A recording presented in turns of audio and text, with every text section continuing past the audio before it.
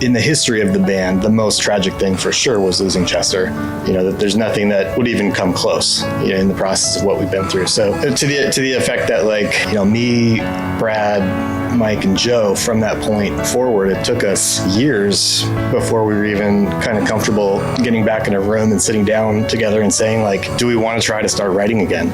Or do we even want to do the band anymore? Do we want to make music together? Is it called Linkin Park? My brain shut off to all of that and just said, I'm just going to go be with my family. We're going to do that. I'll check in with you guys when I see you, but for right now, a bomb has just gone off, and I need to kind of recover and figure that out. I think it's the cliche of time heals all wounds. It doesn't heal the wound, but it does give you an opportunity to try to look at things through a different lens and see what you can do, or where you can kind of move forward, or at least move.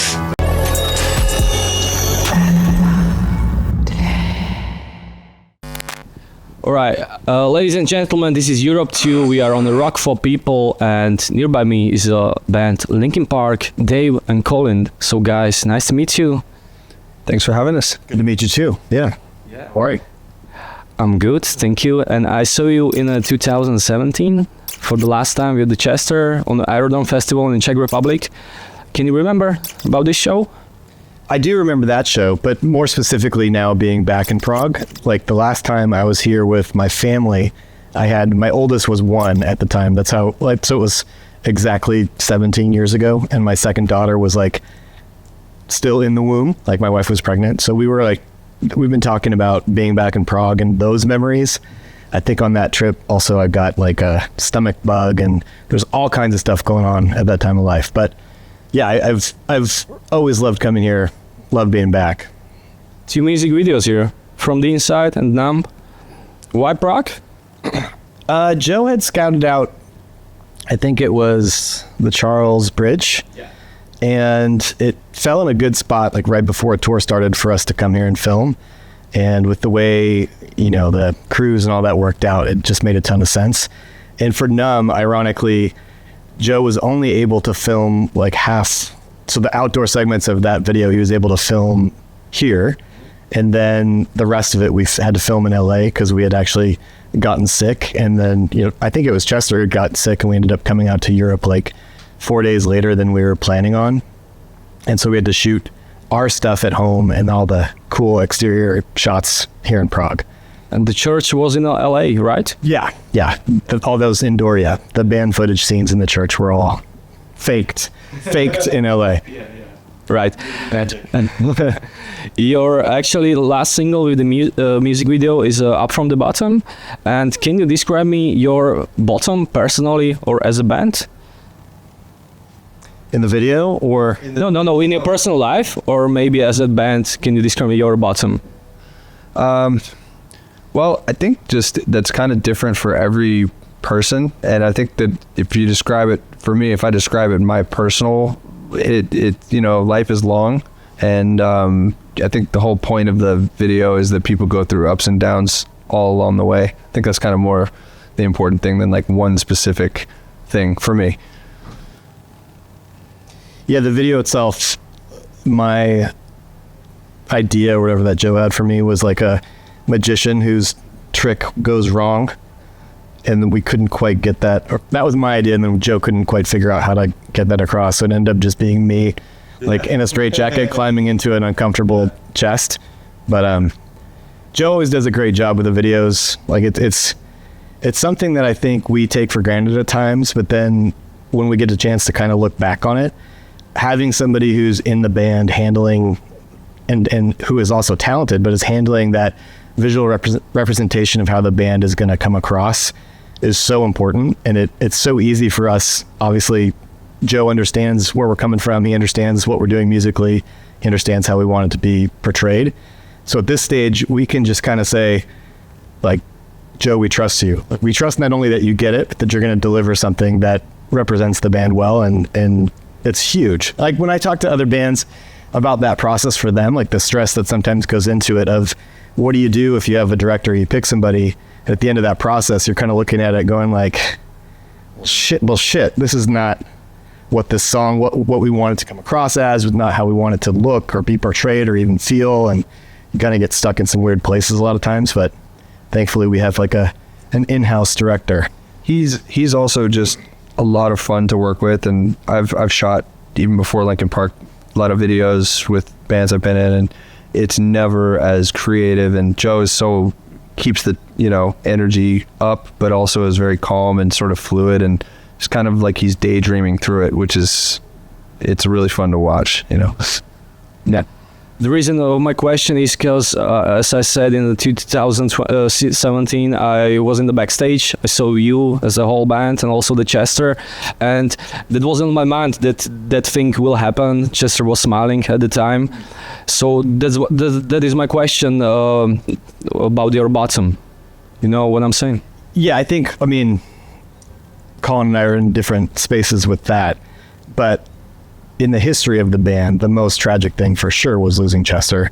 That there's nothing that would even come close, in the process of what we've been through. So to the effect that me, Brad, Mike, and Joe, from that point forward, it took us years before we were even kind of comfortable getting back in a room and sitting down together and saying, do we want to try to start writing again?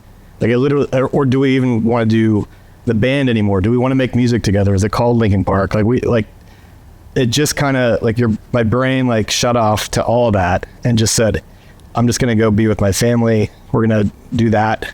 I'll check in with you guys when I see you, but for right now, a bomb has just gone off, and I need to kind of recover and figure that out.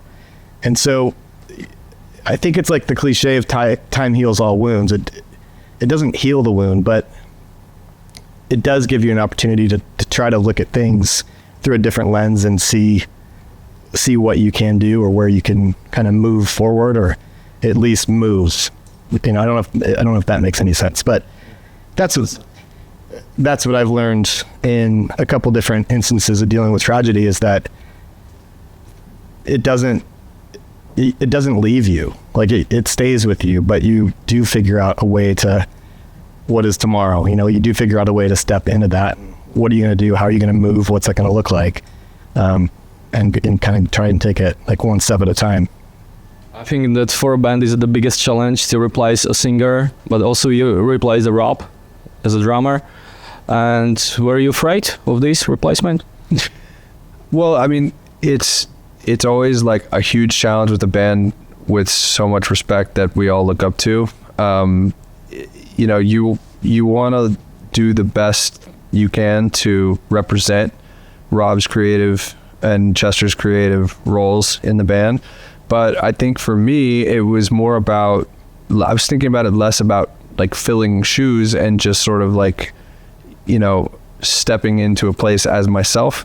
And then also, of course, paying homage to exactly what he was doing and where he was going.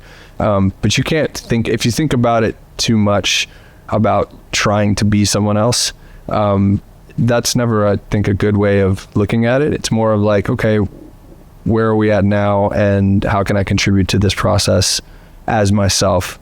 And not trying to compare, but obviously I have huge respect for Rob and his playing. He was big influence on my playing early on. So it's been kind of a dream scenario for me to pick up where he's left off and, do my best. When you first found out Linkin Park, what was the first track you heard? All of them, from the beginning. Absolutely. Yeah. From zero? Actually, I didn't know about Zero. Actually, that was so not, I guess, the very beginning. But of course, Hybrid Theory, was, yeah, so. See, I didn't even, were you referring to when we were called Zero? Or were you referring to From Zero, the album? Or from the band? Yeah, with the X, okay. The dead X, yeah, right. I like that. I appreciate that joke. It's really good. Why you haven't been on the recording in the Hybrid Theory era? Yeah, so there was a period of time, I mean, that's going way back, but probably about a year and a half where I left the band to tour the band I'd played with starting in high school. Linkin Park was the group of guys that we were all together in college. I had started with kind of a punk band out of Orange County. And so when we were finishing school, there was the opportunity for me to finish my commitment with them and go on tour and do that. And then when that was kind of phasing out, thankfully my friends from college, the Linkin Park guys, had kind of left that space open for me to be able to come back into it. And your new project from zero is something like coming back to the roots? Because we can heard that some kind of inspirations, influences about the Hebrew theory and Meteora.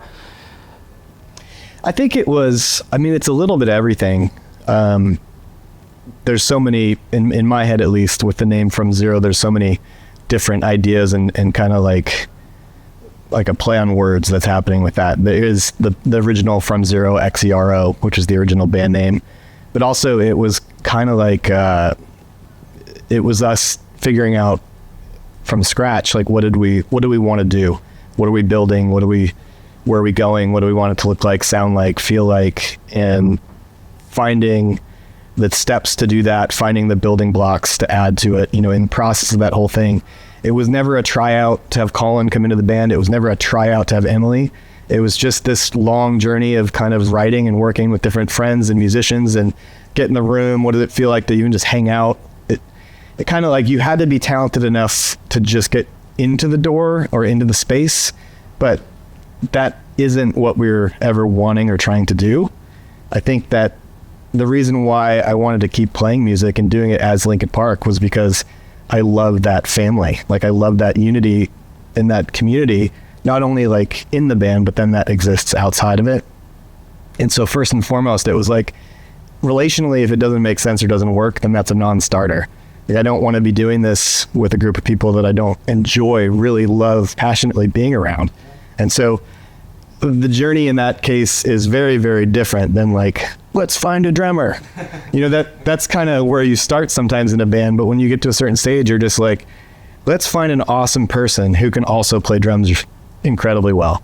And with Emily, it was like from the first day I hung out with her in the studio, granted that the process from the first time I ever hung out with her to when we were writing the record took three-ish years. But from the first time I hung out with her, I'm like, oh, this feels like a person I've known for a long time. This is a really easy, like relationally, to just spend time and sit and talk and hang out and make each other laugh and whatever. And then the process with that is like, oh, can we also make stuff together that we like? And so long answer to a short question, but that's like, for me, that was like the components of From Zero is all of this different building from scratch and then seeing where you end up. Yeah, I can prove it. You look happy, both of you. And Emptiness Machine was the first single after the long hiatus. Why this track? It was also the first track that you have recorded for this project, or? Well, the project was kind of started, I know it started with Mike writing a lot of ideas, you guys coming in. I was helping Mike on other sessions actually at the time, and he and I became close, and so it's kind of a blur. It took a long time. I know that was one of the original ideas, but you'd have to ask him if that was the first. I don't think that was like the first idea necessarily that came to play. Which one? The Emptiness Machine. I don't think that was the first. Yeah, I know, but which one was the first maybe? It's probably something that you haven't heard. Oh. There are a lot of earlier things and ideas or whatever that just ended up not making the album, and that, I don't know, you go through a process of working a ton of stuff up. Emptiness Machine was in the earlier set of things, but as we got later in the process, for us, every time we're working on an album, there starts to be like certain tracks or songs that start raising their hand, and we're like, oh, this is going to be an important track. We can now start figuring out what the album's going to look like around it. It's like a tent post. And then you start building the rest of it around what that is. And then when you've got like 3 or 4 songs that are kind of like that, where you're automatically like, I know this is going to be on the record. We're going to keep working on it, but it's going to be there. The Emptiness Machine then turned out to be, like Mike has described it, which I love, as this thing of like, when you go to a party and you're bringing a new person, you kind of say, hey, how's it going? Good to see you, whatever. Have you met my friend Emily? And that song like does that. It starts on Mike's vocal. He sings through the first verse and chorus, and then Emily gets introduced into it. And it just happened kind of that way with the writing of the song. And eventually we're like, what an interesting thing for the first time back when we come back with the fans. It's kind of like a sonic version of like, have you met my friend Emily? Yeah, right. Like, Yeah. We can't do that. Yeah, Colin. but that was, you know what, like, it's interesting because when you're making an album like that, there's so many ideas A lot of people who, if you're not familiar with the record making process, which a lot of people aren't, they think that everything is sort of thought out. It's X, Y, Z. It's very drawn out, and it's so hard to explain because it's like a mood board almost for pretty much the whole thing. That's the best way I can explain it. It's not a conscious decision until it just shows up, and then you can make the conscious decisions. And that's definitely how this whole process to me feels like. We've learned over time that with our fans, you know, we'll kind of go into this Linkin Park cave and work on an album, and then we'll pop up 2 years later, and when we'll have gone through that whole journey ourselves with that album, and we'll have taken that walk, and then we'll pop up, and then we'll surprise ourselves that fans are like, whoa, I'm still like over here. Like, what is this? You know, they haven't walked that same thing. And so in time we've learned, okay, we're working on this album from zero. At a certain point, we're like, how do we signal like to everybody else, like, hey, we're over here now, guys. Like, how do we help like bring them over? Yeah, because it is a mood board of sorts when you're doing an album. We don't know where it's going to finish. You just have to go on that journey.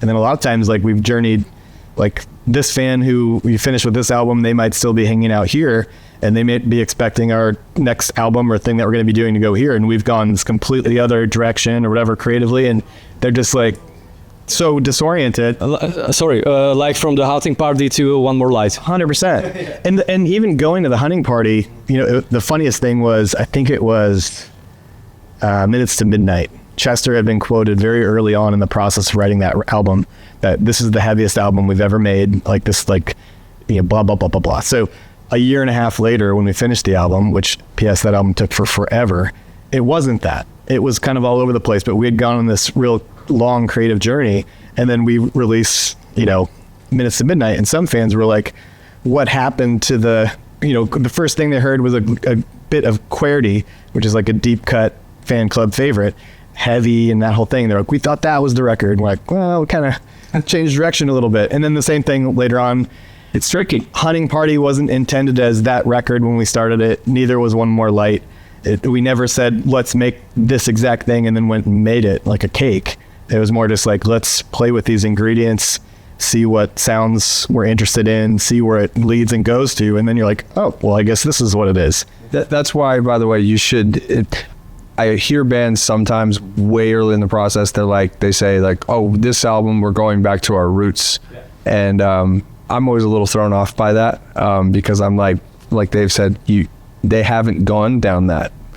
Now, if you finish the album and then you're like, the album's done and you're giving teasers away, that's different. But if you're, you know, we've got 3 songs written and, you know, we're still a year away, I feel like sometimes that kind of, you know, it can be misleading for fans if it doesn't turn out that way. And you don't always get to choose, you know, sometimes the music speaks for itself. Yeah, it's a really great time with you, but time is chasing us for the last question. As you mentioned, you have recorded so many demos, like in the history with the reanimation project. What are your next plans for the future? We've got a good chunk of touring coming up, obviously finishing, or we're just starting this European run. A lot more shows behind that and after that. But I think next year we're going to start getting more in the creative mode and just working going forward and seeing what comes out. But for now, this is the real win, is getting it to be able to be out here, places like this, get a chance to come back and see fans and friends in Czech Republic and all through Europe. That was like a goal. That was a target for us to try to shoot for, was to get out and play fun shows again. And first time to the Czech Republic, actually. So today. So I'm just such a beautiful country. Just grateful to be here. Yeah, it'll be great. We have to end. So it was a really nice time with you guys. You deserve that. So rock on. Thank you very much for your time. Thanks for having us. Appreciate it. Thank you guys.